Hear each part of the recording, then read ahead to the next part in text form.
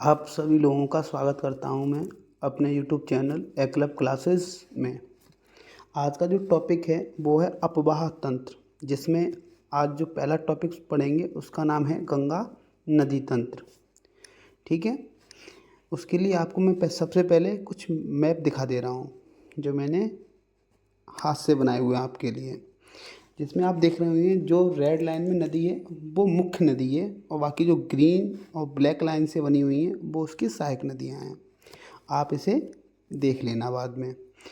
अब बात कर रहे हैं गंगा नदी का निर्माण कैसे हुआ। गंगा का निर्माण कैसे हुआ, तो सबसे पहले क्या होता है, गंगा कैसे बनी उस पर देखते हैं बात, है ना। तो गंगा जो अलकनंदा नदी है ना, उससे मिलके ही गंगा का निर्माण हुआ है। गंगा का निर्माण होता है भागीरथी और अलकनंदा के निर्माण से, है ना। कहाँ पर? देवप्रयाग में। कहाँ होता है? देवप्रयाग में। लेकिन अलकनंदा नदी देवप्रयाग से पहले ही चलती है, तो उसका निर्माण कहाँ होता है? उसका निर्माण होता है विष्णुप्रयाग में। जब विष्णु गंगा और धौली गंगा मिलती हैं तो अलकनंदा का निर्माण करती हैं।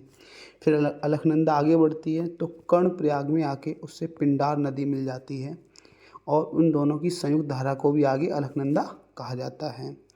रुद्रप्रयाग में अलकनंदा से मंदाकिनी नदी मिलती है ना, और इन दोनों की संयुक्त धारा को भी अलकनंदा कहा जाता है। फिर अलकनंदा देवप्रयाग में आती है और भागीरथी से मिलके गंगा का निर्माण करती है। गंगा का निर्माण करती है, यहीं से नदी गंगा कहलाती है।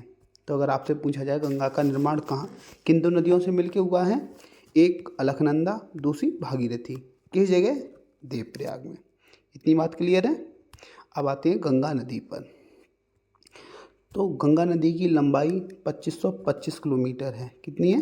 2525 किलोमीटर। और इसका निर्माण भागीरथी और अलकनंदा के मिलने से देवप्रयाग में हुआ है। ठीक है। गंगा नदी भारत के 5 राज्यों से होके बहती है तथा बांग्लादेश में जाकर बंगाल की खाड़ी में अपना मुहाना बनाती है।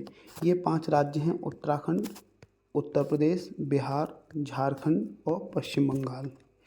जिसमें याद रखने वाली बात है कि गंगा सर्वाधिक जो लंबाई है गंगा की वो उत्तर प्रदेश में है, 1140 किलोमीटर। ठीक है।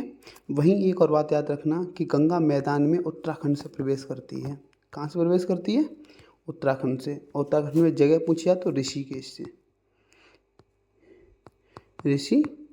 से प्रवेश करती है। ठीक है। वहीं सबसे कम लंबाई गंगा की है झारखंड में, केवल 40 किलोमीटर। कितनी? 40 किलोमीटर।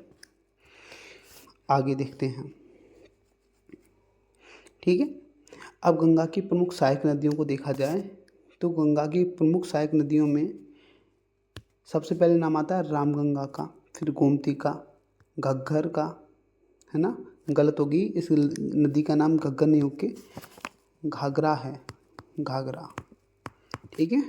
तो रामगंगा, गोमती, घाघरा, गंडक, कोसी, महानंदा, यमुना, सोन और टोंस इसकी प्रमुख सहायक नदियाँ हैं। अगर पूछा जाए गंगा की सबसे लंबी सहायक नदी यमुना है, जिसकी लंबाई है 1376 किलोमीटर। किसी बुक में 1365 भी दिया हुआ है, जो प्रयागराज में गंगा से मिल जाती है। इतनी बात क्लियर हुई।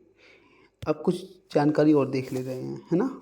जैसे रामगंगा के बारे में देखा जाए, Ramganga Jim Corbett national park से होकर बहती है और कन्नौज में गंगा से मिल जाती है।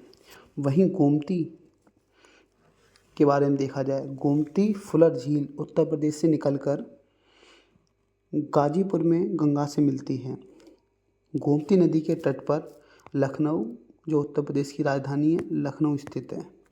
लखनऊ, उसके साथ साथ एक और है जौनपुर भी इसी के नदी के तट पे स्थित है, गोमती के। ठीक है। आगे देखें, जैसे कोसी के बारे में देखा जाए, कोसी को बिहार का सुख कहा जाता है और महानंदा गंगा में मिलने वाली भारत में सबसे अंतिम नदी है। ठीक है। ये थोड़ी कुछ जानकारी हो गई। अब आगे बढ़ते हैं। आगे बढ़ेंगे तो मैंने कुछ यमुना के बारे में बताया है, वो देख ले रहे हैं। देखिए इसके बारे में, है ना। यमुना की सहायक नदी अगर देखी जाए, अभी मैंने बताया यमुना गंगा की सबसे लंबी सहायक नदी है और इसकी लंबाई कितनी बताई थी? 1376 किलोमीटर। ठीक है। इसकी प्रमुख सहायक नदी में नाम है चंबल का, केन का और वेतवा का। चंबल यमुना की प्रमुख सहायक नदी है, अर्थात सबसे लंबी सहायक नदी है, जो इटावा में गंगा से मिल जाती है। ठीक है। बाकी अगर बेतवा हमीरपुर में मिलती है यमुना से, और केन बांदा में मिलती है यमुना से। ठीक है। एक जानकारी और दे दें आपको कि जो चंबल नदी है वो बीहड़ के निर्माण के लिए जानी जाती है। बीहड़ के निर्माण के लिए जानी जाती है, तो ध्यान रखना वो कौन सी नदी है जो बीहड़ का निर्माण करती है? चंबल। ठीक है। आगे देखते हैं। गंगा नदी पर पश्चिम बंगाल में फरक्का बांध है। कौन सा बांध है? फरक्का बांध। यहीं से ये नदी दो भागों में बट जाती है। जैसे ये नदी जा रही है तो इस पे यहाँ फरक्का बांध है। इसके बाद एक नदी कलकत्ता के लिए आ जाती है और एक नदी बांग्लादेश में प्रवेश कर जाती है। जो धारा बांग्लादेश में जाती है उसका नाम गंगा ना होकर बांग्लादेश में पद्मा हो जाता है। तो अगर पूछा जाए गंगा को बांग्लादेश में क्या कहते हैं? पद्मा कहते हैं।